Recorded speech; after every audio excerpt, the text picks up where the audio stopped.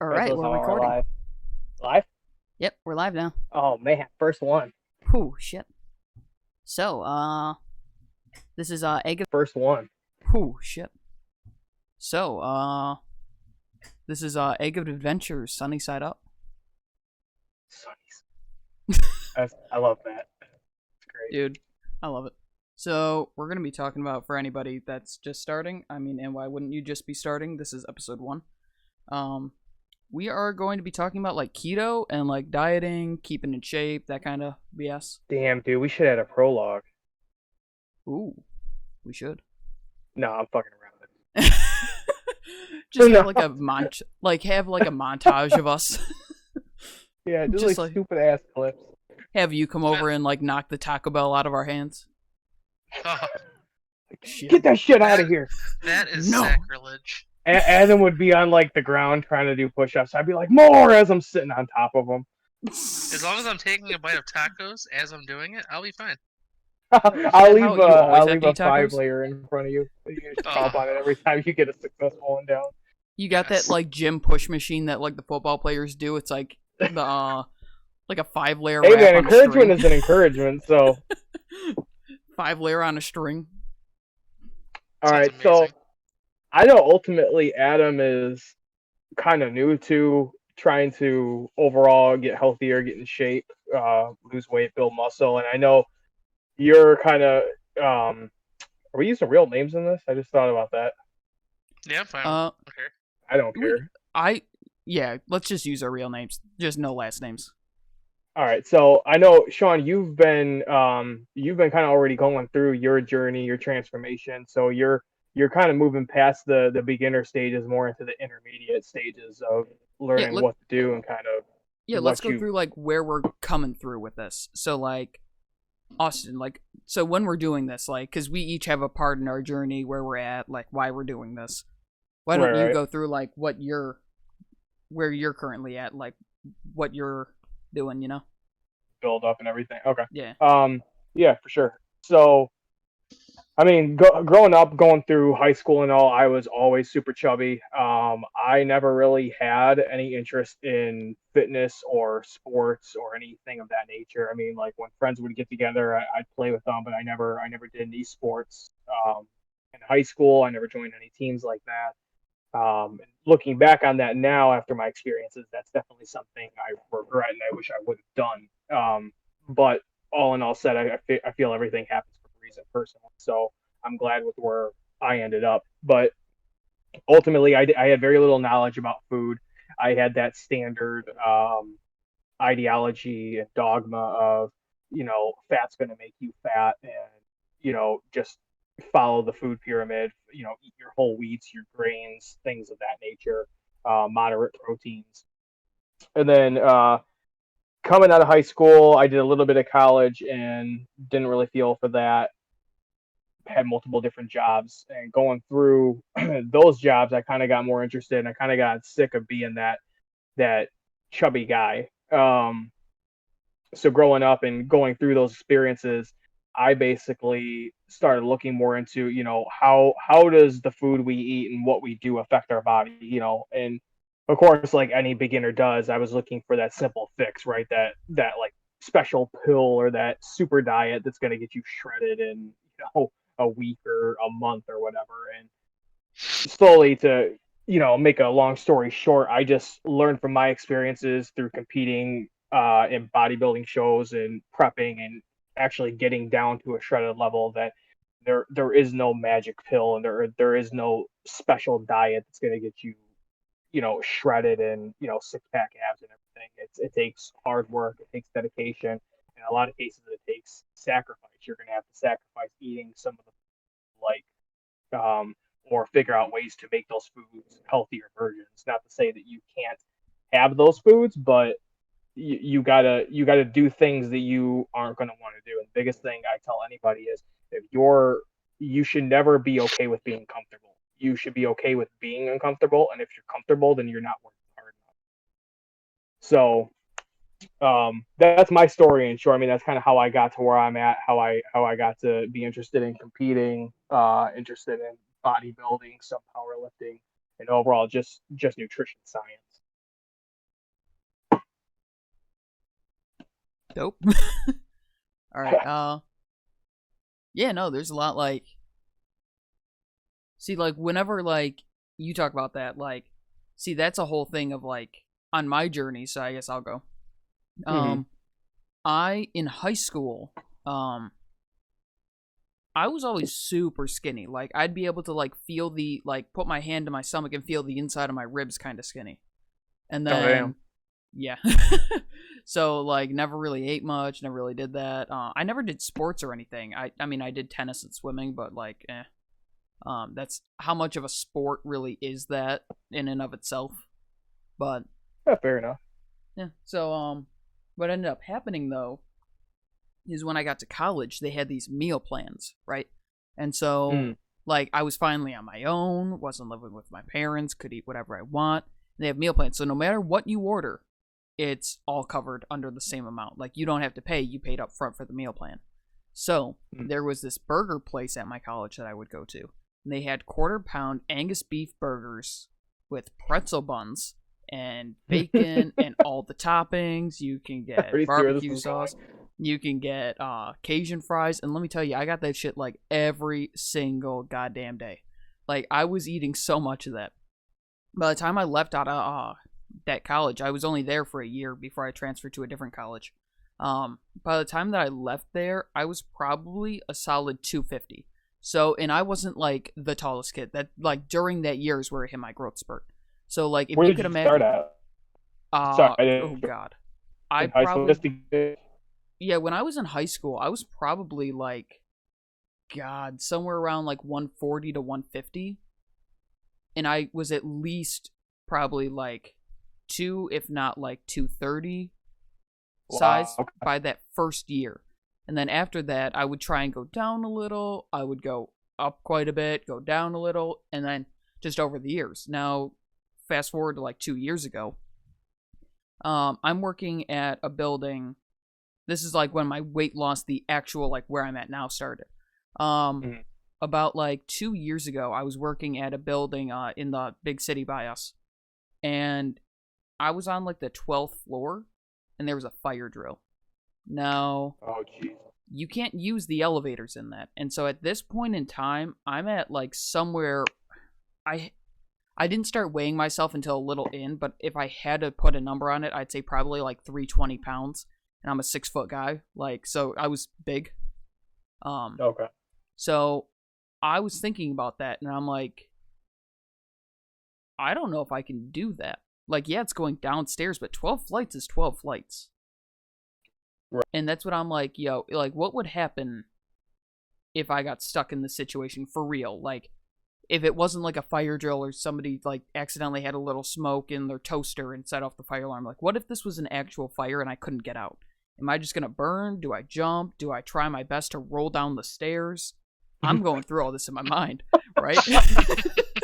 Like, not even joking. And I'm like, oh my god. Straight And so, roly poly mode. just like start rolling. But I'm going through all this, right? And I'm having to face death, and then around the same time or a little bit after, I find out that my brother's having a baby, and I'm like, I don't want to be known as the fat uncle. I'm facing death in Mm. this, and I'm like, I've got to make a change. So at first, I'm like, all right, well, I'm eating so much meat, and by like meat, I'm talking about like I'd have like a 5 layer. It's not just the meat in it, but I felt like that was the reason I was going to these foods, like Right, different right. 5 layers, the quesarito at Taco Bell. I would get certain lunch options that were like mostly meat based, and so I'm like, all right, to start this, I'm gonna go like full off. I heard Penn from Penn and Teller do this. He went on the potato diet. All these people Yep. like just quitting meat beforehand. So I went vegan for about like 2 weeks or something like that. And then after that, I'm like, all right, well, I'm pretty much off this, so I'm gonna go keto. And I was on keto, slowly losing. I hit a couple plateaus, but I was pretty well losing off for about a full year. And I think at my lowest, I got down to 190. Damn. So like That's still huge though. yeah, I lost quite a bit of weight, and I gained some back now, but that's because I'm like, I got like how Austin was saying, I got comfortable, right? I'm not trying to like keep it off. I got comfortable where I'm at. I just started eating more, fell back into bad habits. But Yeah, so that's where I'm at. I'm trying to like get back into it and get back down to where I was at my. And here's the thing: at my lowest, I still had amount to lose. Like I've got some like loose skin and stuff, but I still got fat underneath, even at that lowest. So that's what I'm Right. trying to like get back in and get to where I want to be. All right, right on. What How about about you, you, Adam? Adam? So me, uh, I'm pretty much just kind of the fat guy ever since I was in middle school. I've always been a little bigger. I've hit a like I grew fuck. I was tall young. Like I my final growth spurt was probably like in eighth or ninth grade, and I was 6'3" or 6'2". Jesus Uh, Christ. yeah, I was pretty fucking tall. Yeah, But nobody fucked with you. You're uh, afraid That of kid in getting the eaten. hallway, you're like, ooh, Jesus. uh, but like in ninth grade, I was probably around like 200. Uh, Okay. when I graduated, I was around 240, 250. I got down, I started dieting after I got out of high school. I was probably at around 220. I could never seem to get under 220 though when I was on my diet. And then since then, when I quit that time, I pretty much have never been on a diet since then. That lasted more than maybe 2 weeks. Uh, and then it just progressively gets worse and worse. And like I've tried keto a couple times, and I think it was more of just the lack of knowledge of food and like different things to eat. Because like I'm not really a fish person, and I don't Hmm. like pork, so that eliminates two of my food groups. Uh, but now, I mean, me and Ashley were just kind of talking about it, and we decided we were gonna try it again, and we're almost through week 3, which is And by farther try it than again, you mean keto? yeah. Okay. We're almost through week 3. On Tuesday it'll mark the end of week 3 for us, and so far it's went really well.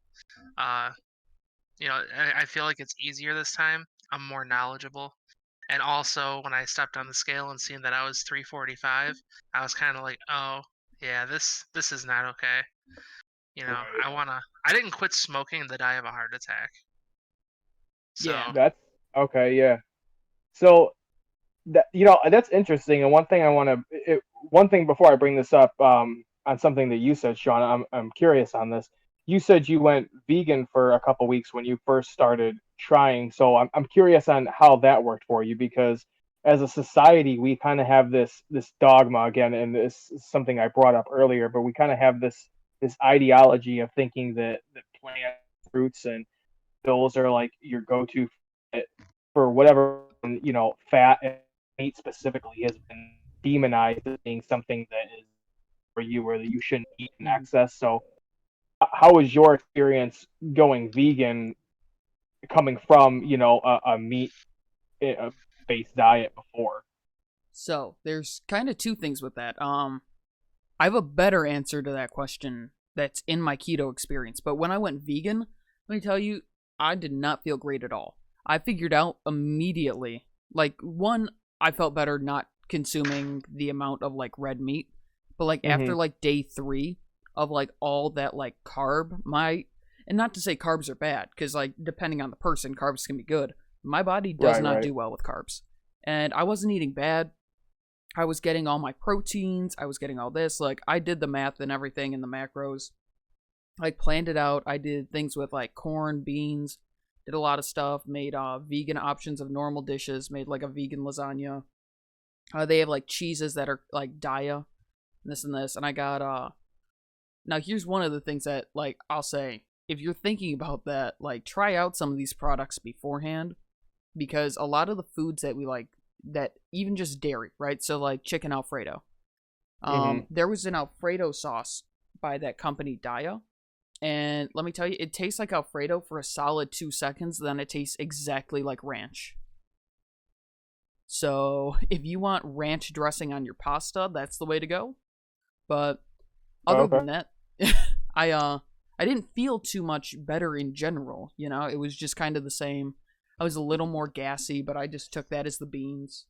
But I ended up right after that. going to keto, and then eventually I went to a kind of keto that was mostly plant-based. And I'm talking like I would get my proteins from things like nuts or avocado, stuff like that. Right. So the only real protein and fat other than that kind of stuff I would get would be from like salmon or a little bit of chicken, but not. I'm talking like maybe 4 ounces of meat a day, and I Okay. felt great on that. My levels were good because I had them checked by a doctor and stuff. I was doing really well. Everything was going great, but like again, that's a whole thing. I don't think meat's bad for you. I never really felt bad and like keto eating meat. It's just at a certain Hmm. point I wanted to be even healthier and get more like vitamins and stuff out of greens. And just because of I was also calorie counting, there was only so much green you can eat while eating protein. Because protein's Right. pretty dense because of the fat in it, which is why I ended up going like salmon and stuff. So I was more pescatarian around the end. Okay, no, that's cool. And I specifically asked that because I've seen, I've done. I can't say that I've done vegan or vegetarian, but pretty much any other diet you can think of, I've done it at one time or another for an extended period of time. And just I hear so many people where some people let me preface this, and this is something I'll probably preface on any of these episodes we do, especially the ones that are more fitness and nutrition focused. Is whenever we're talking about something that is nutrition or fitness or exercise, we have to put everything in context because what is good for me may not necessarily be good for you or Adam. The advice that I'm giving you or Adam based on, your diets, your goals, your what you're dealing with currently, that's not going to be necessarily the most optimal advice for someone who's listening or for someone else. So I think it's very important that we put that in context and we preface that each time we talk about this, Yeah. just so someone listening, or even, if I give Adam some advice, you might not listen to that and say, hey, this might work for me as well. By all means, try it, but you may not get the same effect. And it may not necessarily be most optimal for you. But speaking in generally, I think it's interesting that you went down that path and you realized that, hey, cutting out these meats and cutting out, these different kinds of animal products wasn't necessarily the best thing for you. For some people, they can make that work. They can make a vegan diet work. Albeit it is harder to get certain nutrients, and you have to be supplementing on certain nutrients like your B vitamins and your riboflavin. I just think it's interesting that you tried that and you kind of realized it for yourself. That, hey, this isn't working, and maybe meat isn't the enemy here. Maybe it's something else that's causing my issues, or that's going to work better for me. Yeah, definitely. Because like to me, it wasn't even meat was the enemy. It was to me in my mind in that moment. It was meat's not the enemy, but I'm the enemy using too much meat. If that makes sense. Mm, It's okay. like anything in excess kind of thing. And I realized I didn't have as much control over that as I would like. And I'm like, hey, Right. I will order anything with this amount of meat or this kind. Like, hey, I had no control over that. I'm like, I'm going to order this because this sounds good. It has this steak or this beef. I want to go get this. And I had zero control over what I was doing. So I'm like, how you would do like quitting something cold turkey. And Hmm. I'm like, you know what? Maybe like I know I've had cousins in the past that were vegetarian for years, and I'm like, I'll try that. I'll try just going full out vegan, separate myself from this, and come back to it. Let me tell you, you got to listen to what your body tells you. So like how we're doing like keto, right? Adam and I are doing keto. I think you're on caveman diet. It's a carnivore style Oh, diet. that's what I meant. It, Yeah. yeah. But I know my mom and my girlfriend at different times had tried keto, and they can't deal with that amount of fat. So like everybody is different. So not even just like that, but like when I was doing this, I could tell like I needed that meat, and it's like I was counting all my stuff, this and this, but like my body just was not reacting well to it.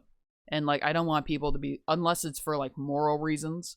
I don't want anybody Right. to think, oh, I have to stick to this diet because these guys did it or they did exactly this. It's like, no, everybody's body's different. Like, if I could eat the amount of carbs I wanted, even, I'm not even talking a huge amount. Like, if I could have I start to get gassy with carbs. So even like a tortilla, I would be like, oh my god, I'd love that. But like, Yeah, that's yeah. Well, I think it's interesting. The way you put that, I think you're 100% correct when you say that each thing is going to work differently for different people based on your body, and the biggest thing is you need to listen to your body. exactly. And other thing I wanted to touch on before we get into kind of some of your guys' questions and talking about what we're specifically doing is I think it's super interesting and super curious that all of us have gotten into a frame where we're trying to be better physically, we're trying to be better mentally, we're trying to be overall healthier and have our own specific goals. But ultimately, all of us have kind of different things that brought us to this one crossroad where we're looking to get into fitness and everything. So Hmm. I just think that's super interesting that even though each of us were brought here in a different way, we all similarly have the same goals when it comes to nutrition and overall being healthier, things of that nature. Yeah, it's like the what is it? All rivers lead to the like ocean or something like that. Something like that. Yeah, I Yeah. know what you mean. Yeah. Um, yes, I mean let's get into and let's discuss further on like what you guys are currently doing and um what's working out for you, what you're trying to do, your goals and all. Yeah. So right now I'm just trying to get back to one where I was, and two go back down further. Like I was doing real well, but then now I'm like I got into a more steady job. Like not that the job I had before wasn't steady, it's just I didn't have like time commitments and other things to like worry about, so I could like make all my food. I could meal prep like crazy. I could do everything like perfectly, you know. And so Right, now I'm right. trying to like I put together, which I think we can share like what we're eating because like I think we've given enough preface like, yo, what Yeah, for works for sure. me might not work with you. Like I did some meal planning and stuff. Like I'm gonna make them, but for me the biggest thing is for this is one time, like time to make things, Mhm. and like two just like in general like dishes. Like being realistic here. Like if I have to like even if something doesn't take long, but I have to use 20 dishes, I'm gonna have to take time to clean those dishes. Like I'm being realistic, you know, like that's a struggle like you don't hear online, but like you know what I mean. Like there's an amount Yeah. Right. of I'm gonna have to clean up after this, and I don't want to have to like deep clean the kitchen every 2 days. No, So yeah. I like mean, that's yeah, something that a lot of people. I mean, I don't want to call it an excuse because it's a real thing, but in the long run, I mean, that's what stops a lot of people. Even yeah, something as simple as that is, hey, I don't want to start this diet because I'm going to have to meal prep or I'm going to have to do all these mm-hmm. extra dishes or whatever. So I mean, when people say that, I kind of bring to their attention like what's more important, you not having to do a load of dishes today, or you putting an extra 5 Oh years on your exactly. life. I'm not saying you getting fit is actually going to do that. I mean, anything can happen, but the chances and the probability of you adding additional years onto your life by becoming more fit, I mean, Well, let me say research and this even like literature is I would yeah. when I was at my heaviest, if I would have known how good this felt to be way further down, because I think in total I lost like 110, I don't know, somewhere around that number. If I could tell people how good that felt. Now, mind you, I did like occasional exercise, like I tried it, Hmm. but it never really worked. I did all my stuff through dieting. If I could tell you, I did so many dishes. Let me tell you, if I could like explain how good it felt to lose all that. Like I would go up a flight of stairs and and Right, the then heavy now I'm like, breathing and yeah, it's like it yeah. takes me like 4 sets of stairs to get me to that point. It's like let me tell you, if I could like explain that to myself back then, I'd do it all over again for like anything. I would instantly do it. Like, Right, and you right. don't always like. I had to learn how to be able to do this, like to be able to like go easy meal prep instead of oh I want the extravagant this or this or this or this. Like you can get a lot of things prepackaged. Like you Oh, know what I mean? absolutely. Because like I have like I'll go through my lunch real quick. I have they sell cauliflower rice in these little like half Hmm. cup bags. So I Yep. I have a meal plan going for sautéing that using 1.5 tablespoons avocado oil, 2 eggs scrambled in there, some soy sauce, 1 tablespoon of chives, 1 tablespoon of sesame oil, and 4-ounce chicken breast with a little Yeah, seasoning look on at it. you giving out recipes to everybody. I know. But yeah, Sounds like that, it's delicious. like fried rice, but it's cauliflower fried rice. Do you know how easy that Right. is? Like everything's, you don't have to, other than the chicken, which you can bake on aluminum foil and not have to clean your pan. Let me tell you, that's a godsend. Well, Like, you can mass prep that too. Like you can prep that in yeah, bulk. I mean, I you I go and prep a get week worth. You can prep more than that and freeze it. Like, yeah, absolutely. I make, I yeah, mean, no, I I make, wouldn't put yeah, it in the fridge because after like day 3 or 4, it starts tasting a little yeah, funky. But exactly. So what I would do, I would make stuff like that, right? And I'd have, again, this takes freezer space, but I would make my whole week's worth, right? And freeze it. And so for one day, I'd have in the fridge. When I took it out for lunch, I put the one in the freezer into the fridge. okay, So that way it thaws, and you're like, let's say you don't eat it. Let's say you have to go to a dinner with coworkers, or lunch with coworkers, and or dinner with your wife, something. So you have to do something. You're only ever going to like possibly waste one. right. So you And don't have at that that waste. point, I mean, It's you're easy only. to I make. mean, Yeah. because you got to think chicken is cheap. The cauliflower rice, I mean, that can be a little bit more expensive. And those oils, they're going to be a little bit more expensive, but they're giving you multiple meals, so they're Yeah. not actually that expensive when you put it into that perspective. So it's like at most you might be wasting $2-3 worth of prep meals. Exactly. So Adam, I know you're kind of new into everything, and you're really just trying to get started and get some fire behind you when it comes to this. So what are your goals specifically? Like, what are you trying to get accomplished, and kind of what are you doing right now that you think you might need some help on or some guidance? Yeah, so right now, um, my goal, my ultimate goal is I want to be down to like 240 again. And that's And you like said you're at what right now? right now I weighed in this morning at 322. Okay. So I started at 345. My goal right now Wow. is I'm just taking it in 10-pound increments. So when I first started, I wanted to just get under 340. Then it was 330. Now I want to get under 320. And No, then that's good. I 310. like that. Yeah. Yeah. And then hopefully sooner than later, I would like to see a 299 on that scale or less. That will be a huge accomplishment for me because every time I've tried dieting since I've reached 300 pounds, I've never been able to get under Right. it. So what are you doing right now? Because and again, I know what you're doing right now is working, but I mean, hopefully, at least my goal with talking to you is to optimize that and kind of get you down an optimal path. It sounds like you're already thinking on the right track, to be honest.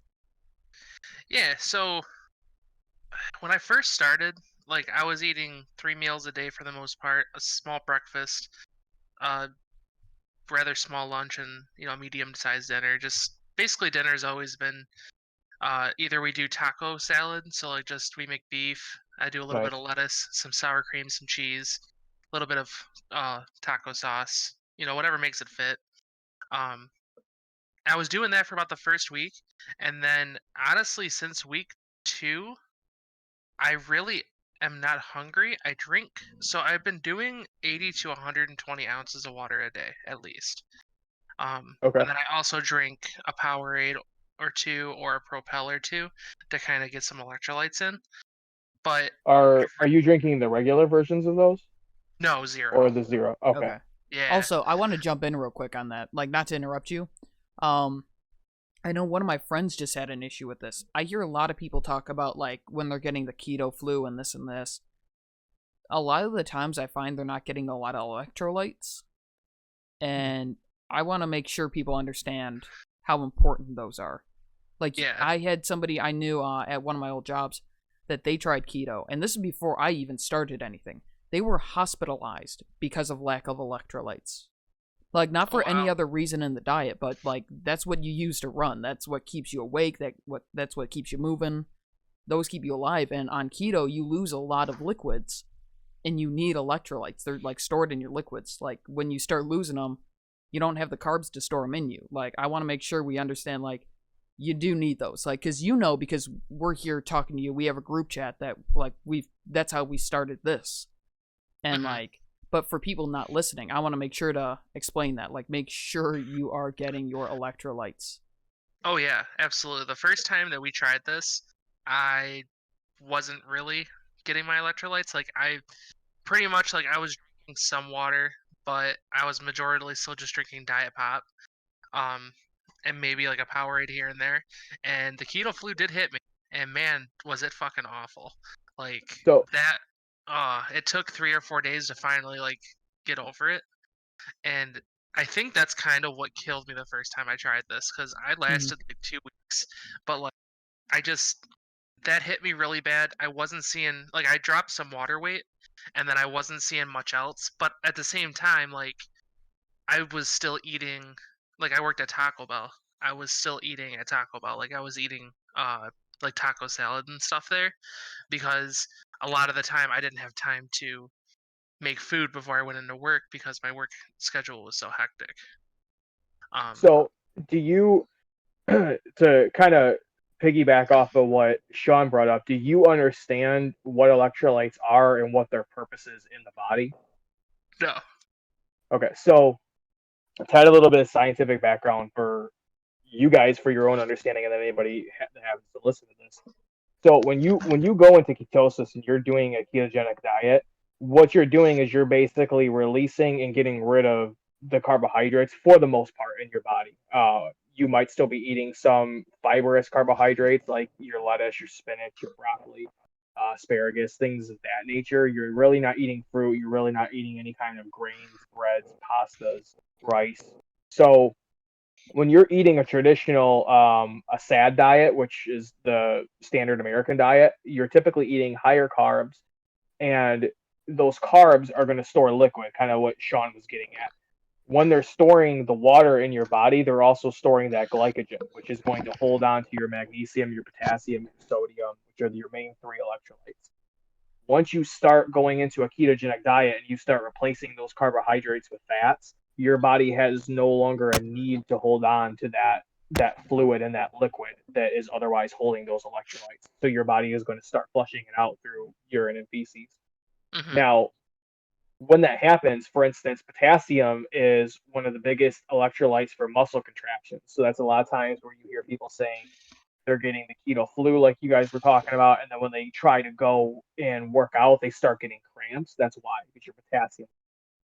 Same thing with sodium. Sodium, it's been demonized a lot in our society. Everybody thinks that, sodium is related to heart disease. Sodium is related to cholesterol and raising your HDL cholesterol. And there's actually a lot of epidemiological and scientific literature that states otherwise on that. Society's kind of coming, full circle around to understanding that now. But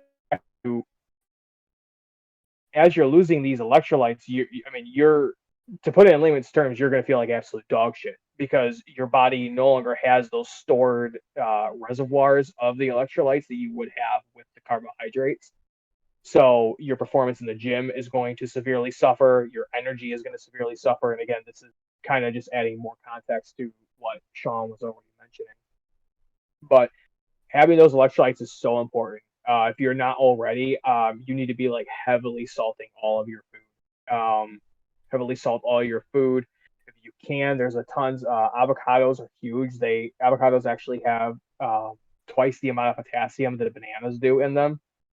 So you can definitely add avocados if you like them, or even make some guacamole if you're able to keep the carbs low enough on it, and that's going to hugely increase your magnesium and your potassium actually.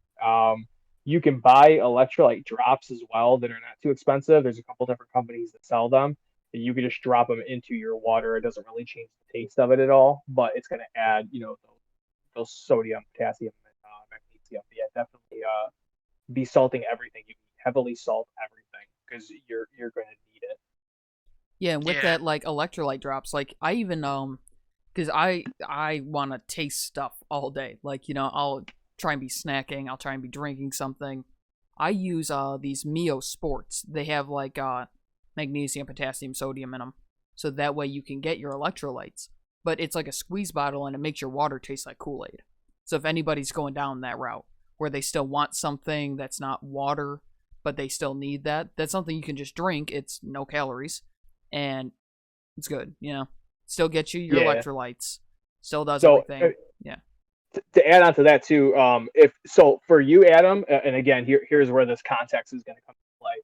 So for you, if that's something that's going to help you get in your electrolytes, it's going to help you stay away from some of the sugary drinks and things like that to give you flavor. 100% go for what Sean just said.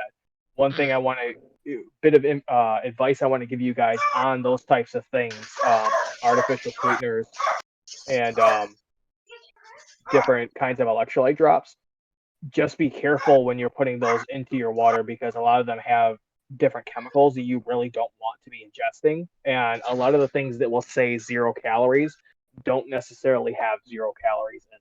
So, for Yeah. instance, the FDA, if it has less than, if it has like a half a gram of carbs, let's say, they can actually round that down and make it say 0.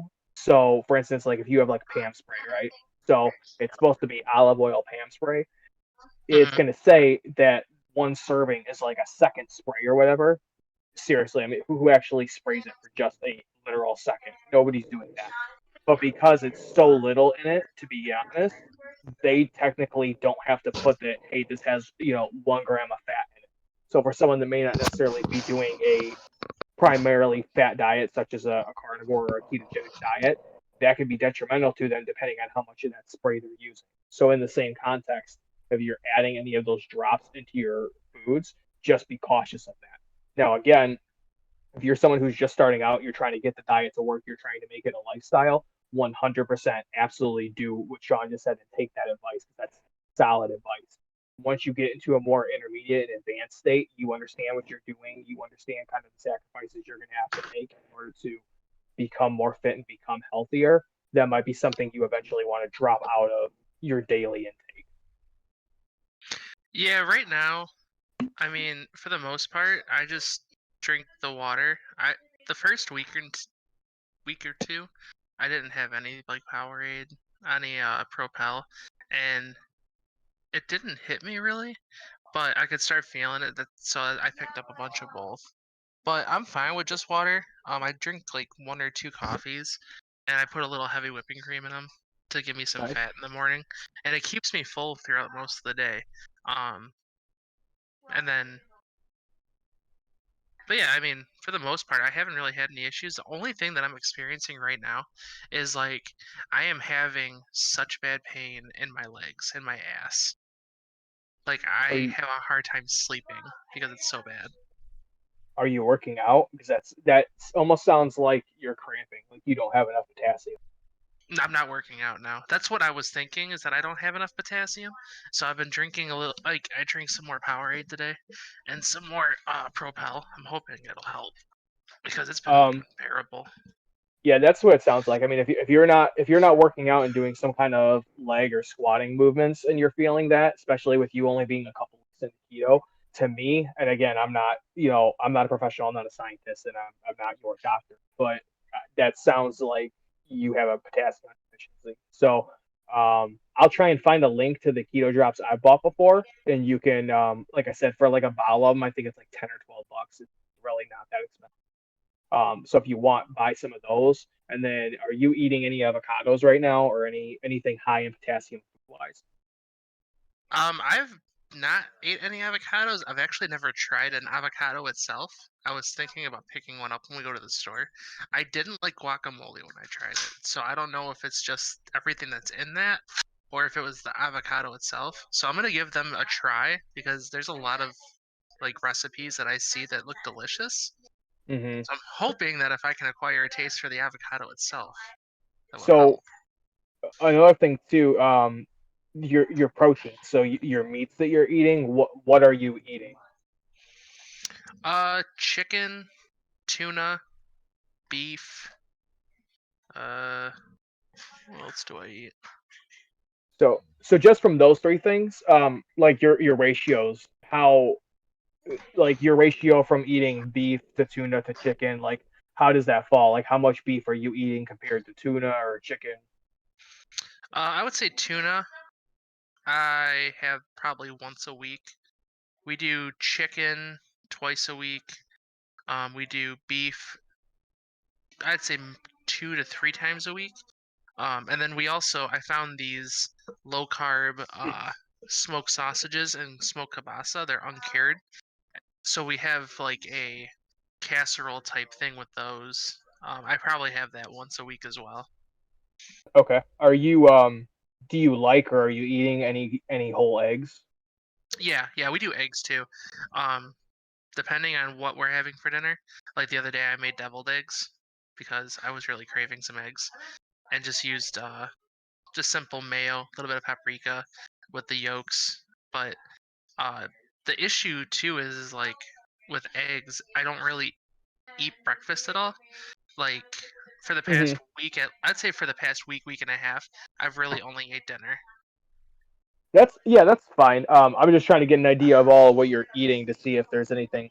So meat, so beef, red meat naturally, whether it's steak, ground beef, whatever you're having, that naturally has a good amount of potassium in it as well. So if anything, I would try on some days to get at least 2 meals with red beef in it. Even if you get like I mean, I know now with everything that's going on, it might be harder to get some meat, but if you can, um, like if you get you a pound of like 90-10 ground beef or whatever, Mhm. um, try to split that into 2 meals for yourself, and then Ashley might not need as much as you do because she's smaller than you. Um, but definitely try to split that into 2 meals to try and get like have like 3 or 4 days, I would say, where you have like 2 meals of beef in those days. That might help as well. Um, Mhm. as well. I mean, I don't know. I know you've been doing it for a little longer than him, Sean. So is there anything in there that you would add as well?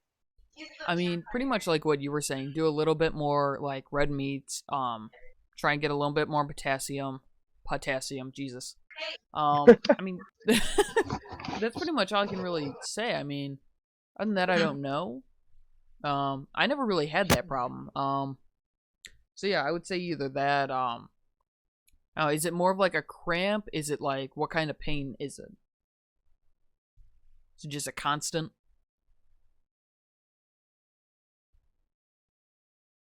Do we lose him? Hey, my headset's like going in and out. What'd you say? Sorry. What kind of pain is it? Is it like a constant pain? Is it like cramping? Like what's the? Uh, so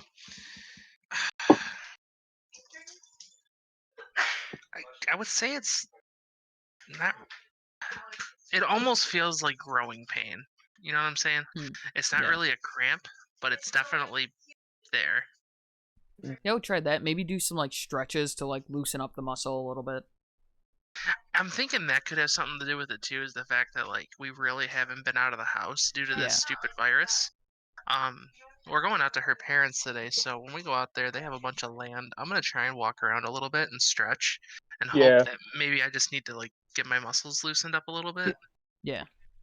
So I know in the group chat and kind of some of the messages we had going back and forth, you were kind of give us an idea of like where your macros were at, how much food you were eating, calories and all. So let's talk about that a little bit because something else that could be happening, you can naturally not be getting enough electrolytes in just because you're not eating enough. Hmm. And that sometimes for some people, that tends to happen when they get on a ketogenic diet because you're eating more fat. You might be adding in a little bit of fasting as well, which sounds like what you're doing, seeing you're only eating 1 or 2 meals a day. Um, so a lot of times you may not be eating as much as you probably should. And one thing I want to bring into context with that is you want it to be a marathon, right? You don't want it to be a sprint because the faster you lose the weight, the especially with being someone of as big a stature as you are, the bigger chance you're going to have of having some loose skin when you do lose a considerable amount of weight, and also the bigger chance you're going to have of falling off the diet and getting the weight back, which are obviously two things that I'm assuming you don't want to happen. So, Yeah. um, increasing your calories a little bit might solve that problem. It might bring your weight loss slow it down a bit, but that's not necessarily a bad thing. You don't want to be at first, especially with someone at your size, you're going to lose quite a bit of weight at first. Now, again, a lot of that's going to be your built up glycogen and your water stores from your muscles and your liver because you were on a carbohydrate based diet. Hmm. Going into keto is naturally going to do that. So pretty much for anybody, even people that are smaller, are generally going to see anywhere from a 4 to even I've seen a 10-pound weight loss in 1 week. That's obviously not all fat. That's going to be a lot of water and glycogen and a lot of your electrolytes being flushed out. Hmm. But you should still be losing. How much did you say you were at? I apologize. Three. How much? 322. Yeah. So I mean, at that size, you're what, 6'3", 6'2", roughly. 6'2". So yeah, it's like anywhere from like 200 to like 225, 230 ish is a good weight for you. Hmm. Even 240. I mean, from where you're at now, 240 is still amazing. So if that's your goal, then awesome. But you can lose a little bit more weight faster because you have more to lose. If that makes sense. Yeah. But in the same regard, and this again is going to bring calories back into context, you don't want to drop your calories too low. So like for instance, if I were to do the maintenance for your calories right now to stay the weight you're currently at, you probably need to eat anywhere from 2,800 to 3,500 calories. And again, I'm just ballparking. I haven't done any of your measurements. I haven't done any of the calculations for you. So if you're eating something like 18, 19, 2,000 calories, that's an enormous deficit. So again, that might be where some of the problems are coming in. I would definitely up your calories a bit. Another issue with that is if you're going in that aggressive with your deficit right out the gate, come a couple months from now when you start stalling because your body's like, fuck you, I'm not moving anymore, I'm not cool with this, we're going Hmm. to have nowhere to bring your calories down. So if you're already at 1,900 calories, where are we going to bring you down if that's already too big of a deficit? We're going to bring you down to 1,700. Okay, so in another 2 weeks when you stall out, now we're going to have to bring you down to 16 or 1,500. You're going to Hmm. be starving. So that's another big thing. It's something I see a lot of beginners make as a mistake is they want to, and with all good intention, but they want to go in and they want to just attack it head on and they want to be aggressive with it. And that's not necessarily the right way to go. That's something even I've done when I first started. I definitely learned the hard way from Right. Yeah, and let me Yeah. say with that, like I was on that. I didn't even what you were saying. I didn't think I was cutting out that much, but what you were saying was like when I was at 190, I think I was eating like somewhere around like 1,500 calories, and I had no idea where to go from there. I'm Yeah, that's like, super I low can for a guy as barely, well. yeah. I'm like, I can barely eat anything at that because I mean, even just thinking about it, like 1,500, 1,600 isn't that much. I mean, I No. I had a funny thing in the group chat today, and this is how I know that right offhand. About a 16-ounce ribeye by itself, no butter, no anything, is 1,280 calories. That only leaves about 400 left if you eat one steak. Now, mind you, that's like dinner. You can't, like, a sauce packet for a salad can be 80 calories. Like, that's Right. like saying you can have a steak, a little butter, and one sauce packet, you know? That's not, like, any amount of calories you want to be messing with. Well, and the thing with that too is if you're talking about like a 16-ounce ribeye, I mean that's going to be filling, right? So for Yeah, a lot of people, especially someone who's smaller, maybe not for you, Adam, but for a lot of people, if they eat a 16-ounce ribeye, and even if there's even a little bit of butter on that thing, you might be good for the entire day. And again, yeah, that's why a ketogenic or a carnivore diet is so good for allowing people to lose weight because you don't even realize. So let's say you're not hungry, you don't end up eating until let's say like 1 in the afternoon. So you take lunch at work at 1 in the afternoon, and you have what Sean was just describing, a 16-ounce ribeye. You put some butter on there to add some fat in. You have that, even though you're only eating, how much did you say it was? Like 1,200 calories 1,200 for is the. the steak. I was at like 15 or 1,600. See, I mean, even if you just eat the steak, right? So you're at 1,500 calories. You eat that steak with a little bit of butter. Let's just round it up and say you're at like 1,300 calories, right? So he's already probably in a massive deficit at that 1,500, but now he just ate this huge ass ribeye that's going to take quite a while to digest in his system. Even if he eats that at like 1 o'clock, let's say he goes to bed at 10 or 11 at night, he's probably not going to be hungry until 10 or 11. At that point, he's already going to bed. He can just wait till the next day. If he add a little bit of fasting in the morning, he just ate only 1,200 calories, but he was completely full for the entire day. So that's one good thing with these diets is they satiate you and they give you that ability to just eat one meal a day or 2 meals a day of these higher fat and just overall more satiating meats. The only drawback to that is for someone who is at a bigger stature like yourself, Adam, it's going to be hard because when you're bringing yourself down and you're hitting that big of a caloric deficit, longer down the road, it's going to end up fucking up your progress. So what I would do is I would try switching in other things that are maybe more leaner. Make sure your protein is a little bit higher. So things like chicken. You're already doing tuna, which is good. You might want salmon. Uh, you can do red meat. I would just get some of the leaner red meats. So if you want to do ground beef, get like a 90-10 or like a sirloin for a steak. You can even do a New York strip if you can afford it, and just cut off that side of fat that comes with them. What that's going to allow you to do, it's going to, and then also add fat to your diet. So you can add butter to your steak, or even like you said, you were doing basically like a keto or a bulletproof coffee with some heavy cream.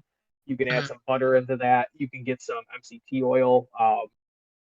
I'll preface MCT oil in a minute, but you can do things like that. Even adding stuff like olive oil or avocado oil, some of the things that Sean was saying he uses. You can add things like that to your diet just to add some more fat to get those calories up. One thing I would do is I would preface protein for you because protein is satiating, but it's also going to allow you to keep the muscle that you have on you. So being at 329 pounds, man, I would be trying to get at least 200 grams of protein in for you at minimum.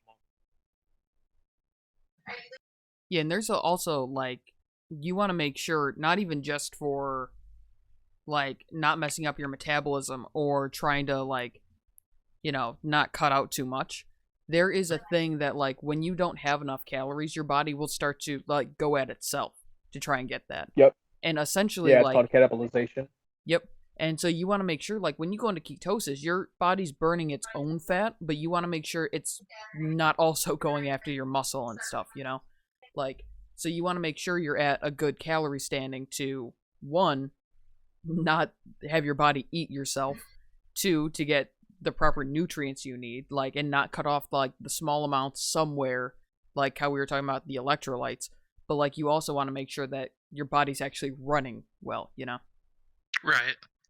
Yeah, I track everything on Carb Manager, so like, since I really only eat the one meal a day right now, it my calories pretty much vary. I have 2 or 3 days in the past 3 weeks where it looks like because we went to Jimmy John's and I got an unwich. Those days, Okay. that's the only thing I ate, and that only put me at 822 calories. Uh, Yeah, so that's Yeah, that's a that's a extreme caloric deficit. So I mean, if after this and later on in the day or even tomorrow maybe, hit me up and I can write you up a plan as far as calories to follow. I mean, if you need me to give you specific foods to eat as well, I can do that as well. Um, but I just want to give you that advice and kind of echo what Sean was saying because if you do have that aggressive of a caloric deficit, it's going well right now, and it probably will for another couple of weeks, but you are eventually going to hit a plateau. I can promise you that. And then when you hit that plateau, it's only going to be harder for you to bring that back, especially if you're not getting a lot of activity in, especially right now with how the world is. If you're not getting a whole lot of activity in, if you're not lifting any weights, if you're not, doing any type of cardio, we don't really have any other way of putting you into a caloric deficit. If you had like a treadmill or you played football or even if you were going to the gym and lifting some weights, those are other physical activities that are going to help put you into a caloric deficit. Without that, all we can really do is, manage your food, right? So if you're already at a massive caloric deficit right there, so like you said, one of those days you only eat 800 calories. If you come to me and you say, "Hey, this is all I'm eating," what I'm going to have to do is it's called a reverse diet. So I'm basically going to have to reverse diet you and slowly add calories back to where I can get you to more of a healthy maintenance. And then once I get you to that healthy maintenance, let you sit there for anywhere up from a month to a couple weeks after a month, just so your body can get used to saying, "Hey, okay, he's giving me some more food now. I can settle down, I can calm down, I can preserve some of this muscle." And then from there, we would start, cutting back your calories a little bit. So I might start you at like a 200 or 300 calorie deficit, see how your body reacts.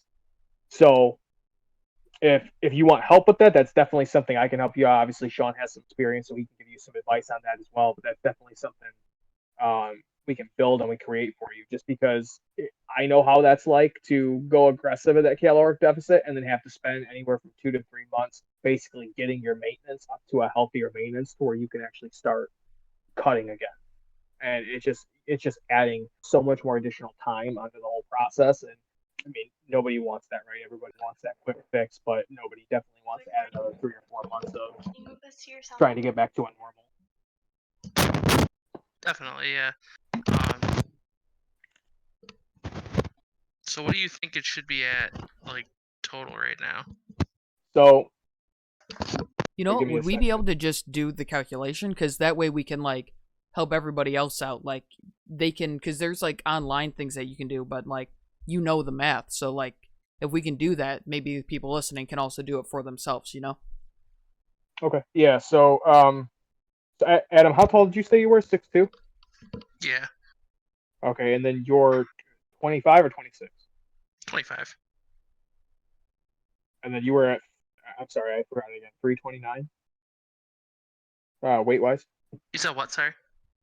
What is your weight again? I'm sorry. 329? 322. 322. So there's a couple. If you go to any, so there's these very complex mathematical equations that is going to get different things because, and again, I'll put this into context for anybody that's listening as well. When you're figuring out your calories, and if you were to be someone to come to me and say, hey, I need you to help me out with this. Can you help me, lose some weight? I want to build some muscle. I want to get my body more fit. It's not as simple as me just plugging in some numbers for you and then saying, okay, eat this, this, and that, and then you're good. So I have to figure out you, right? So we kind of already went over this earlier in the podcast. I don't know how you react, right? I don't know how you react to higher fats. I don't know how you react to higher carbs. I don't know where your protein's at, what your activity level is. You also have something called NEAT. So it stands for non-activity thermogenesis. I'm sorry, non-exercise activity. So that's basically us just sitting here right now. So I'm a talker. I move my hands when I'm talking. That's burning calories. Us just breathing is burning calories. Your body keeping you warm is burning calories. So if you all of a sudden join a football team and you start playing some football with some friends in the community, or for instance, when we bowl on the weekends, because we bowl, right? So those are extra calories you're burning that I have to take into account. If that ever changes, or for whatever, like now, right? We haven't been bowling in a couple months. You're naturally going to be burning less calories unless you replace that with something else. You start taking walks, or you start doing jump rope, something like that. So it's not as simple as me just plugging in some numbers and saying, hey, do this, this, and that. Here's your protein. Here's your carbs. Here's your fats. You're all good. It takes time. It takes multiple weeks, months for me to kind of learn with you and understand how your body reacts to different things I give you. Overall, though, I can kind of give you guys a couple pointers, and again, for anybody listening, to basically say, hey, if I don't know where I'm starting, I'm just starting out. I'm pretty much eating the SAD diet, the standard American diet. I have no idea where my carbs, fats, and proteins currently are. Anybody following this is going to be able to lose some weight, and it's going to get them somewhat on that right path to learn and to be able to explore their own body, figure out what for them. So, for instance, especially with how we are right now in the world, I'm definitely going to leave your activity level at sedentary, even if you're doing some walking, even if you're doing, some jump rope, or you're doing some push-ups or something. We have an office job normally, so I mean, you're going to be sitting most of the day. So if we take you at sedentary, so your maintenance calories are 3,020 calories just from doing the equation that I have set and factoring in your NEAT. So if you're only eating 800 calories on some of these days, you're at almost a 2,200 calorie deficit. That is huge. Like, nobody should ever be at that high of a deficit. Yeah, that's like a 2/3 deficit.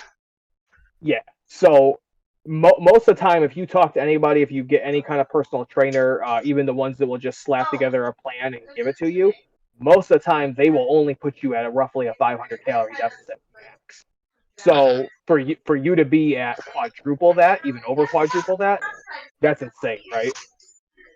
So if we want you to be at a deficit, so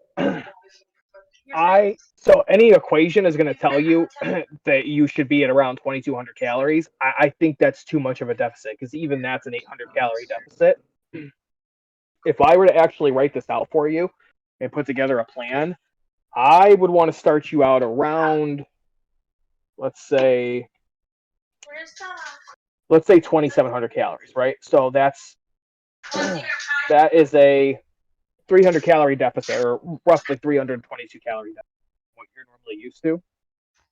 So regardless of what diet you're working, and again, context matters here, any diet you do is going to work. Every diet works, whether it's carnivore, keto, paleo, high carb, low carb, if it's your macros. The diet that works for you is going to be the diet that you are able to stick to. So if keto works for you, that's awesome.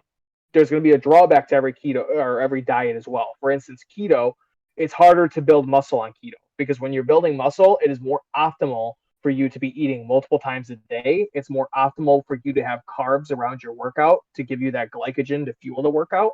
Those are two things you're not going to have while eating keto. Is it impossible to build muscle while on keto diet? Absolutely not. You can absolutely build muscle. Is it optimal? No.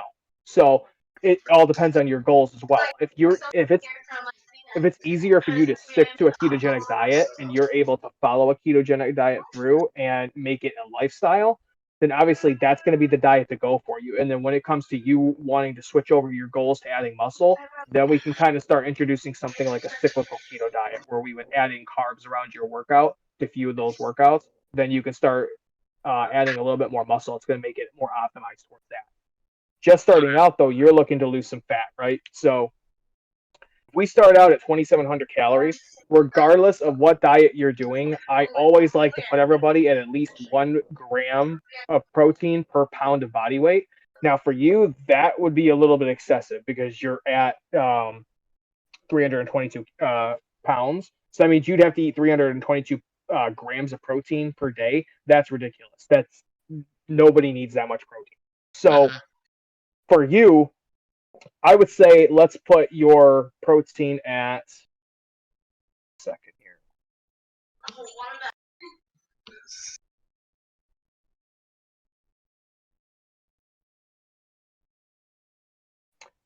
Let's put your protein at around 220 grams, right? 220 is pretty easy to get. There's a couple of different things, and again, off air, I can give you some more tips on how to get that protein in. Personally, for me, I hit 240 grams of protein when I was contest prepping. Protein is good for losing weight because it's going to keep you satiated. It's the hardest macro by far to break down, and your body also has no way of storing it. So your body can do something called gluconeogenesis, which basically means it will take the protein and it will break it down and convert it into glucose molecules, which then can be stored and used as glycogen in your body. Now, this process is extremely hard, and your body doesn't like doing this, so it's going to avoid it at all costs. So if you're giving it some carbs, you're also giving yourself enough fat. Your body is not going to do this to the point where it's actually hurting you. So now every gram of protein is going to be worth 4 calories. So if we have you at 220 grams of protein, that times 4 is going to be 880 calories, right? So if we take 2,700 minus the 880 calories for the protein, we're going to be at 1,820 calories left. Okay. So now if you're doing a traditional diet and adding in carbs, what I would do at this point, and again, this is more so for the listeners because I know both of you are doing keto, but if at this point, what I would do is that 1,820 calories, those are energy calories, right? Protein is the most important macro of the three because that's what creates the muscle. That's what supports your body. That's the building blocks. Protein is what contains the amino acids builds you, right?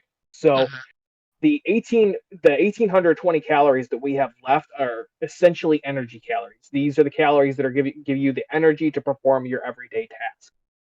Now, those calories, and studies and epidemiological studies show this, it does not matter if they come from carbs. It does not matter if they come from fat. If you want to split them right down the middle, 50-50, you can do that.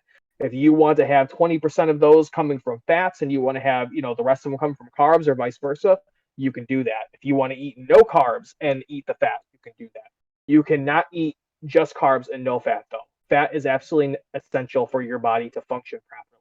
And especially for men, I don't like to put you guys at any lower than 40 grams of fat. I feel 40 grams of fat is the absolute bare minimum that you need to function properly if you're someone who wants to include carbs in your diet.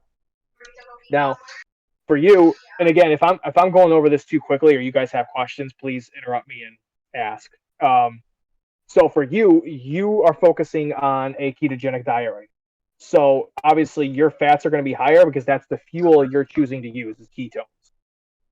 So most ketogenic diets want you to stay under 50 grams of carbs in order to stay within keto. I feel that's a little too high until you've actually become fat adapted, which means you've been on the ketogenic diet for a while. Your body is used to converting the fat into ketones to use for energy, and it's used to not having that excessive glucose in your body and that glycogen in your muscle. So I would rather start you off at 30 grams of carbs. If that's too much, if it's too little, we can talk about that later and we can adjust it later. So if we start you out at 30 grams of carbs, so for every gram of carbs is worth 4 calories, just like protein. So we're looking at around 120 calories worth of carbs. So now if we take that from the 1820 that we had before, that leaves you with 1,700 calories coming from fat. Now, normally what I would do with a smaller person or an individual that is a little bit leaner, is looking to lose, 10, 20, 30 pounds, I would just take that and then I would multiply it by 9. So in this instance, 1,700, or I'm sorry, divided. 1,700 divided by 9 is roughly 189 grams. So that's 189 grams of fat. I can tell you right now, you are not going to need 189 grams of fat to function, to have enough energy. So, and I believe this is something you mentioned in our group chat a couple days ago, when larger individuals like yourself get on a ketogenic diet and you start removing some of those carbs from your diet and you replace them with fats, your body has so much stored energy on it, right? So the only thing here that's important is the protein and the fact that you're getting in a total amount of calories. Your body already has so much stored energy on it, and the adipose tissue, which is where your fat cells are stored, you do not need that much fat because your body is going to be burning some of the fat that's already on you. Again, let me apply context here. If you're someone who's 190 pounds and you're looking to get to 160 or 170, this is not something you can do. Do you have stored fat on you? Yes, but you don't have it in abundance like someone at Adam's size would have. So in this case, I want to bring that down, and I'm going to bring it down more towards, let's say, 150 grams of fat. So let's put you at 150 grams of fat to start out. And again, these are just rough numbers. I'm still trying to learn you. I'm trying to learn your body, how this is going to work for you. So 150 grams of fat times the 9 calories that each gram is worth is going to put you at 1,350 calories coming from fat. So let's go over this again. So we have 220 grams of protein, 30 grams of carbs, and then 150 grams of fat. So if we put that all together, we have 1,350 calories coming from the fat, 120 calories coming from the carbs, and then 880 calories coming from the protein. So that puts us at your total calories of 2,350 calories. So now you might be thinking, well, hold up. You just told me that I shouldn't be hitting that much of an aggressive fat loss. Right now, you're putting me at a 650 calorie fat deficit to start off. In normal cases, if you were including carbs in a significant amount in your diet, yes, I would consider that incorrect. I would want to give you more calories to work with. But because you're focusing on a ketogenic style of eating and a ketogenic style diet, again, it's going back to the stored energy you already have on your body. You're going to be burning off some of that energy that you already have on your body. So when you're eating this might even be too much food for you. You might feel full even trying to hit these calories. But that's a good thing. We want you to feel full for as long as possible, because once you start getting hungry, that's when it's going to start getting harder to keep stripping the body fat off you. And again, I want to preface this by saying we're not looking to lose total weight off of you. We want to lose body fat. We don't want you to lose muscle because naturally, the more muscle you have on you, the more calories you're going to burn. So, right, that's the ultimate goal right there is to get as much muscle on you as possible to fit your goals and to fit the way you want to look, but also to allow you to eat a little bit more because you have that more muscle on you.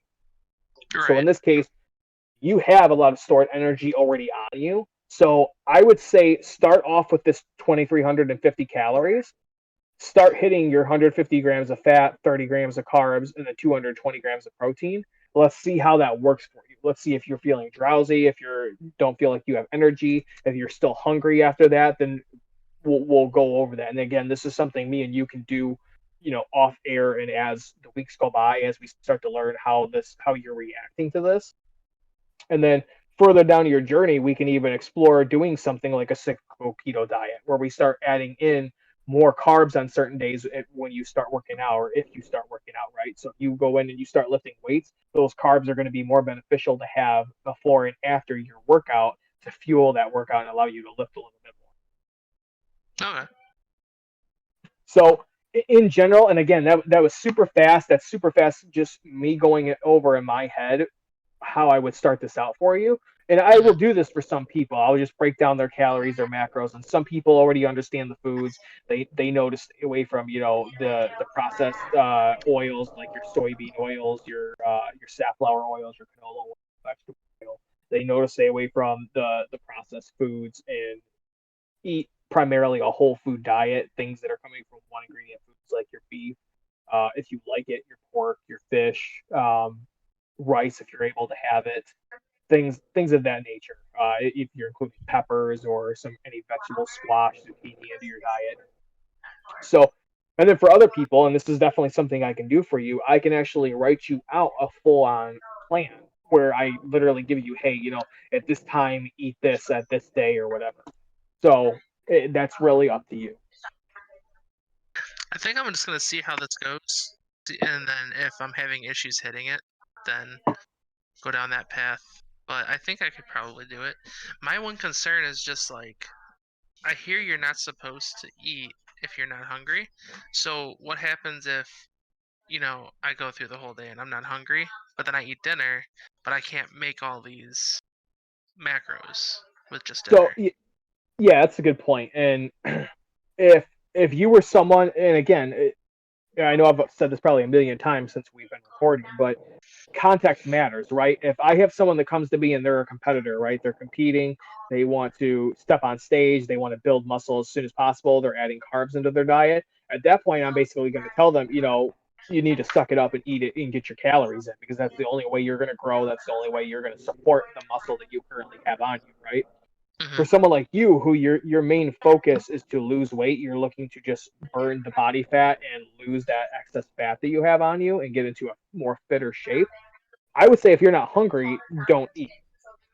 Now, again, that's going to be a problem if you're only eating 800 calories or so, because again, you might be able to do that for a couple more weeks while you're burning some of that excess fat. But as you start getting smaller, as you start getting closer to like 300, 290, 280, yeah, it's going to be excessively harder, and that's where you're going to start feeling that those hunger pains come in, where you start feeling hungrier, and what you were eating before is no Hmm. longer satiating enough to keep you full for the whole day. So there's another style of eating which is called intuitive eating. It basically means eat when you're hungry, stop when you're full, Hmm. and that's a great way to eat.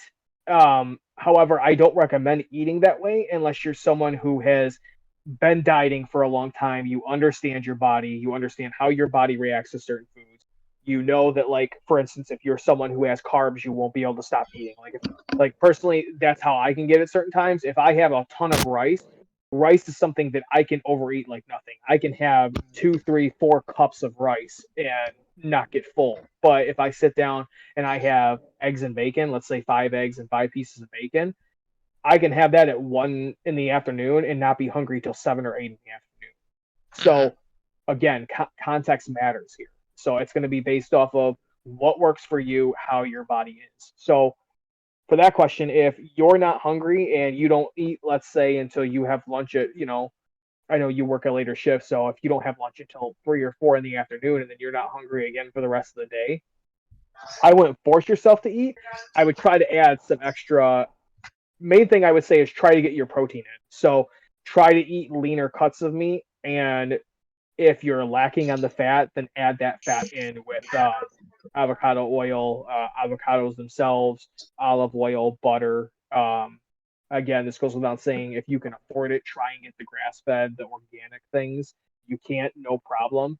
You eating, grain-fed butter or processed um, coconut oil or whatever, that's going to be a lot healthier than you stopping at time, right? So again, again brings into context. It's based off of your goals and what's healthier for that individual. Yeah, and also one thing Okay. I wanted to add on that you mentioned a little bit ago with the eat when you're hungry, stop when you're full. I know, like me, like once you hit a certain age, your stomach kind of loses elasticity. My stomach now is not going to reduce to the size that I am. So my stomach is the size that it was when I was like 320 pounds. So I could sit down and eat like five Taco Bell $5 boxes or more, you know? So like for me, eating till full like isn't the best idea. But you kind of like this is back to what Austin said. It's kind of a know where your body is. So I know when I'm realistically should be full. Like I can feel it, but like it's not where the point at which like there's kind of a misconception of stuffed versus full. Like I'm not Mhm. eating till hey, I literally can't eat another thing. I'm eating till hey, Yep. I know my body has what it needs. And Gotcha. and to even add to that, what he's saying is extremely important because, for instance, if you sit down, and again, this is why some of these lower carb diets work so well for people because some people just cannot handle eating carbs because they will severely overeat on them, and that's where you come into issues because you're overeating on energy. So protein, yes, it still counts as calories. Yes, you still need to count it, but I almost view protein as basically a free macronutrient. And again, let me bring context to this.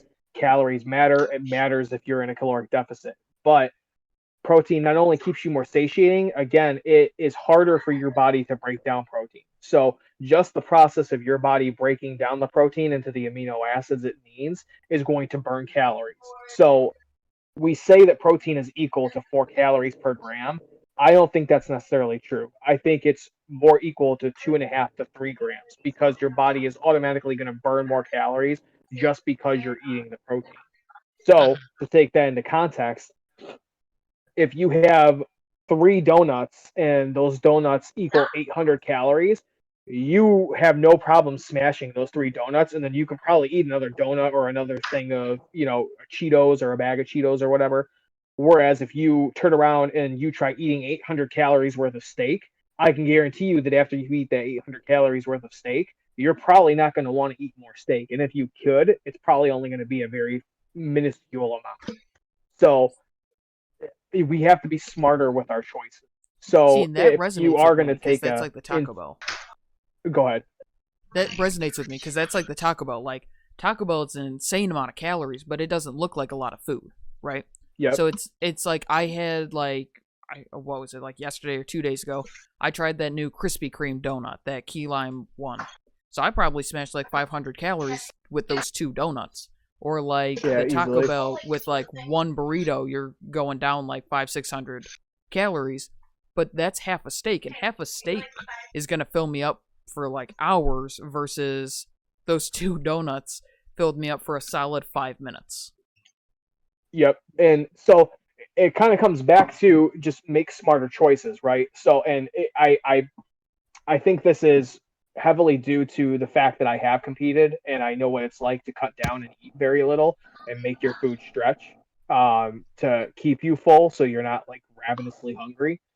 Um, so when it comes to you making those choices, again, try to choose those whole foods, those single ingredient foods. Now, again, context here. You're just starting out. If something like a packaged food makes you get through the day without cheating on your diet or having something you probably shouldn't have because it will set you overboard, or if having something like a keto bomb or a fat bomb or whatever is going to be the difference between you having a real brownie or something, then by all means do it. You're starting out, you're trying to adapt, you're trying to make this a lifestyle, right? Because the only way this is going to stick is if you make it a lifestyle.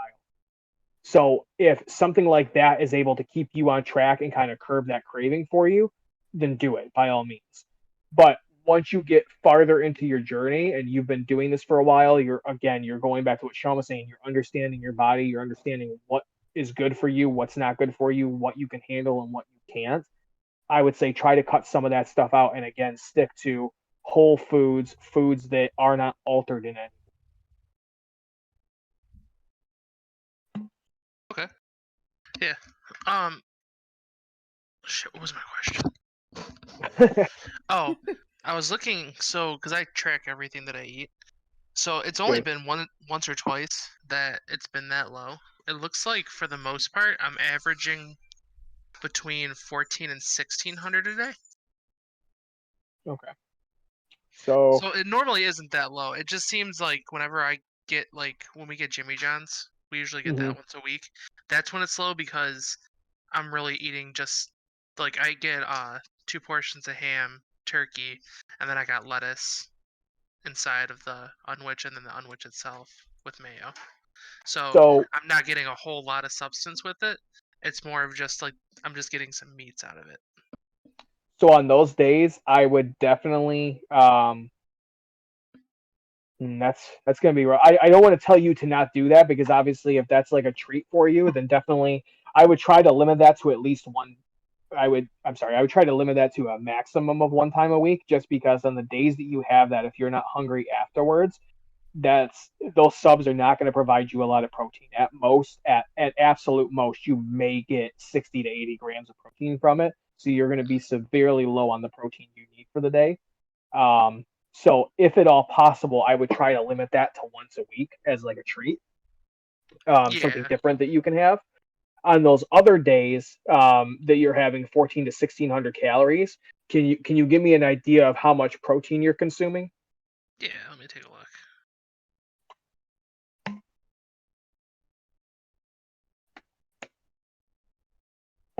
So for instance, on Friday, 2 Fridays ago, I had 168 fat, 117 protein, and 2153 for calories. Okay, so that's a lot better. The fat is right around what I gave. How many carbs did you have? 31 total, 19 net. Okay, yeah, count the total. So this is another thing that a lot of people misunderstand when it comes to keto is they want to only count net. Your body does not give a shit whether it's had 19 net carbs or 30 carbs total. All your body knows is you're giving it carbohydrates. I need to break these into glucose and then distribute them to the body. Now, a lot of people say that fiber doesn't count because your body technically can't digest fiber. Which is true to a degree. However, that fiber is still worth calories. Your body is still consuming it. So, as a rule of thumb, especially if you're trying to lose weight, I say count the total amount of carbs you're having. Don't ever just look at the net carbs. Once you get again farther down your journey, that's something else we can change.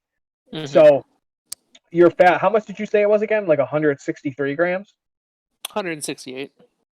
Okay, so I mean that's fairly close to what I have you around. So I had you at 150 grams of fat. So just to do some quick math, if you're at 168, then that's 1512 calories. Whereas I had you at the 150, which would have been 1350 calories. So you're eating just shy of like 200 calories over on fat, which is not a Mm-hmm. bad thing because you're already under your total calories that I had set, right? Mm-hmm.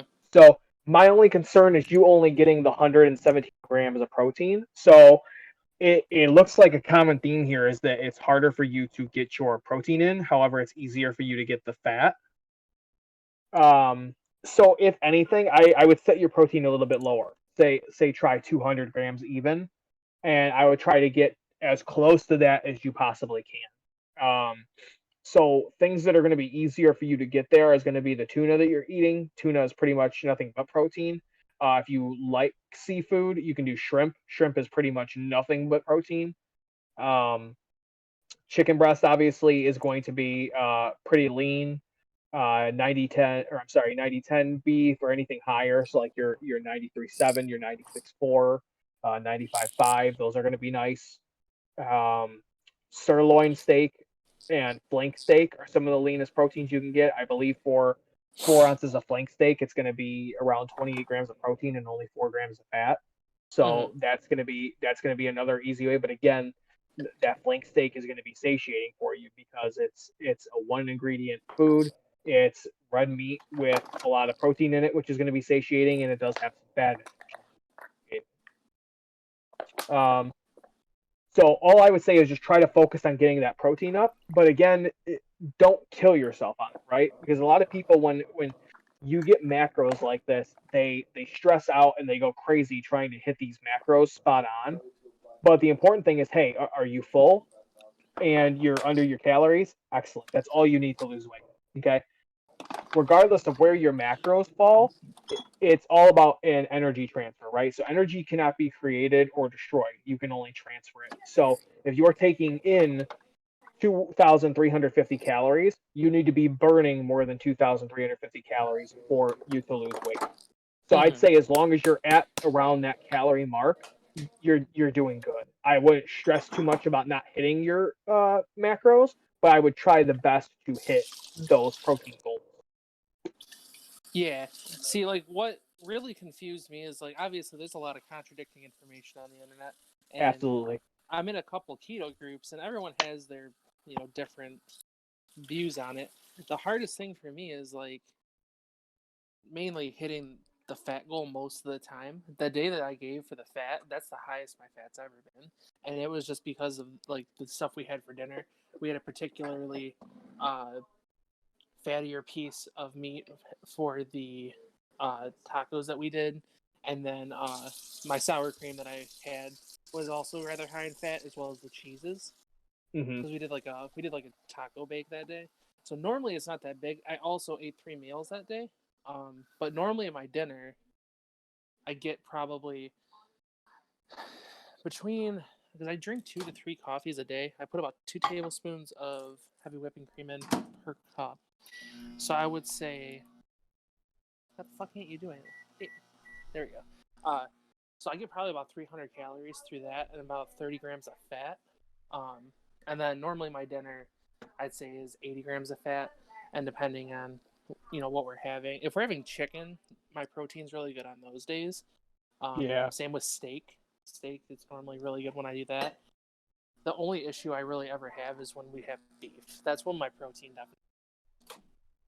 So you can, and again, this may present a problem because it's going to be more satiating. But coming from a competitor background, this is a trick I would used to use. Egg whites are excellent for protein because they literally are just protein. So for instance, for like if you have 5 egg whites, that's 25 grams of protein. You can really add egg whites to anything. You can add it to a salad. You can add it to like a beef bowl, a taco salad. And the good thing about egg whites is they really don't have any taste. They're just going to absorb the taste of whatever else you're eating with them. So you can pretty much add them into any dish you want. But again, it's purely protein, so it's going to be satiating. So if you're already having issues getting your calories in now, it might not be the best idea to add in egg whites. But like I said, as long as you're under in your calories right now, that's good because again, calories in versus calories out.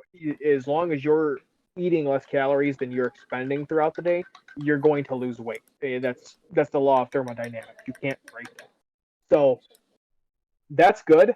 To take it up a notch, I would try to hit those protein goals. And that's going to be more important as you continue to lose weight and you stick with this. Because again, as you continue to lose weight and you burn off some of that stored energy in adipose tissue as body fat, you're going to start getting that hungry feel. So I say if what you're doing now is working, keep doing it. Try to get around the calories I was giving you just so you have a better maintenance once you do get a little lower. And then once you start getting hungrier, let me know and we can adjust it as needed. Okay. And then I would say try to check in with me every week, either on a Saturday or a Sunday. Check in with me, see where your weight is at, how you're feeling, so we know when we need to adjust it. I mean, I think we can do that check-in, like, because I'm thinking we can just do this every Saturday, you know? Like, Yeah, I'm keep down. it up. Yeah. Because that way we can just keep up with maintenance. We can, like, any new things that come up, you know? Yeah, I think I'm it'll be definitely. something good to help us keep all on track. Yeah, because, again, it's one of those things where we're keeping each other going, you know? And if we hit Hmm. a standstill, it's like, hey, y'all are support system. How do we get past this? How do we keep doing this, you know? Sean, is And your if girl any, doing it too? no, she can't do keto. Ah, okay. No, she So, had, yeah. what does she do normally? I mean, is she interested in being healthier or trying to get fit, or? Yeah, no, she is. Right now she's doing more of I heard this term on I think it was Obese to Beast. He started off. It's called the common sense diet. It's like, hey, this thing probably isn't good for me. Not gonna eat it.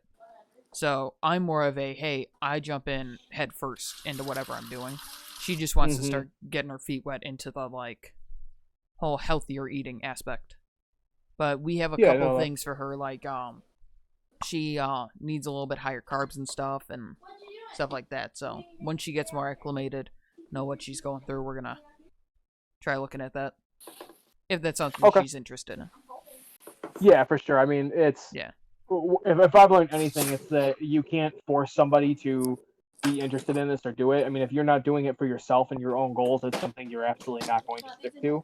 oh Um, exactly. so I think what she's doing is good, especially for a beginner. Just like common sense, obviously. A donut's not going to be good for you. Eating a Yeah, Twinkie or a ding dong is not going to be the best option for you. Eating probably a dinner like chicken, rice, and some veggies, or even if you're doing a keto thing, eating a dinner like a taco salad, like Adam was having, is going to be a better option than having some dirty keto thing, like a keto bomb or whatever. mm. Yeah, So exactly. no, I think we covered a lot of good stuff in here. I mean, I don't know how much left, but I think we covered a lot of stuff in here. We made a lot of good moves, and that's definitely something we can keep doing every Saturday to check in and give Yeah, gives whoever's viewing it some more ideas and more details that might even help themselves. exactly. All right. Well, I think we're at like an hour and a half. Should probably cut Yeah, it I mean here. that's pretty good time for a general Yeah. podcast. Well, especially we got through a full episode. You know, we Damn it. did the intro, our story. Mama. You know. So yeah, I think we. Yeah. Yeah. All right. Well, for all the listeners, I'm about to stop recording, but thank you for listening. First of all, second of all, good luck on your journey. Mind you, it's like Austin said, it's a marathon, not a sprint. Please take what we said, like we, to an extent, we kind of know what we're saying, but like grain of salt. Everybody's body's different, you know. If you find this isn't working, if you have something going on, consult a doctor, a nutritionist. But yeah, hopefully this helps people, or you just like listening to us talk. I don't know. You have your own Whatever prerogatives. works for you. Yeah. All right. Well, this has been Egg of Adventure, Sunny Side Up. So, okay. Peace. Yeah.